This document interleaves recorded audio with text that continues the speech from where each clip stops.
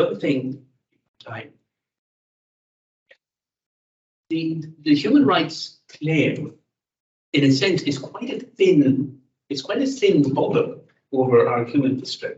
This is another thing we forget. Not only is it spatially limited, I mean, you can see today in Iran, people are arguing for very simple rights over clothing choices. You can see the World Cup taking place in Qatar, and the human rights abuses in Qatar essentially being airbrushed or sports brushed, and using more really in term. So under the happiness of the World Cup, we forget.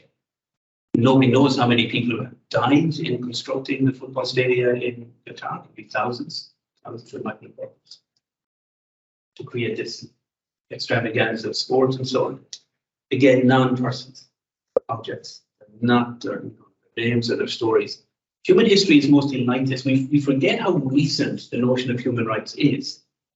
And there's always a temptation as well to romanticize the past. We've lots of history books. We love Roman civilization, Greek civilization. The Egyptians were great people when they built pyramids, and the Persians were great people.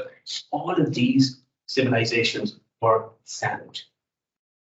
We have no idea of the brutality. For us, it would be the utter inhumanity if you lived in these kind of cultures. If you were a woman, you were literally no. Women had no rights ever in any classical culture. They were simply nothing. They were property. They speak. They had no public voice. They were just nothing. Nothing. The worst thing to be was to be a widow. You were completely at that point. If you had no economic means to survive, you were completely at the mercy of the cultural norms, which would be that you were completely prey to anything. But to remember that story as well. If you were male, everything hinged on whether you were a citizen or not, or part of, you were not a citizen, you were a non-person. You'd be killed, no one would care. Literally no one would care. And all of these ancient civilizations, though producing fantastic artifacts and archaeological resources, their actual living situation was quite brutal, quite savage. Great historical figures that we can laud, Julius Caesar and all these guys, I mean, these are basically psychotic by our standards. They would put to the sword thousands of people on a given day, and they wouldn't think twice about it. They wouldn't hesitate. It wouldn't be just, this is what you do. And they did many times. So they talk about conquering somewhere. It sounds glorious, especially if you're a young male, you think, oh, moments and conquering, this is great. What that looked like, if you were at the receiving end of being conquered, was mass death and slavery. The notion of there being human rights didn't exist. It's actually Christianity that is the introduction of human rights. You have to remember that history as well. It's only with Christianity you get the claim that human beings have value and dignity, that they're in some sense equal, whether you're slave or free, male or female, Greek or Jew, you are equal and you have a right by virtue of being alive.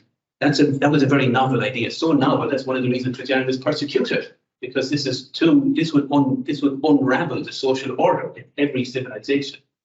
No one thought you could function socially if you had this principle of equality. If you want to read a book, again, I give plenty of book references to give you plenty. This is Tom Holland's book on this. He's an English historian, really non-religious person. He wrote a great book called Dominion, and he points out that, in fact, it's only with Christianity you get the emergence of what we call human rights. No other culture would produce. They might have it to some level for their own citizens, but not beyond that. Everyone else is an orc. They're non-personal. They simply don't count. So the test of human rights is when you offer it or give it to someone other than yourself, someone who's not you.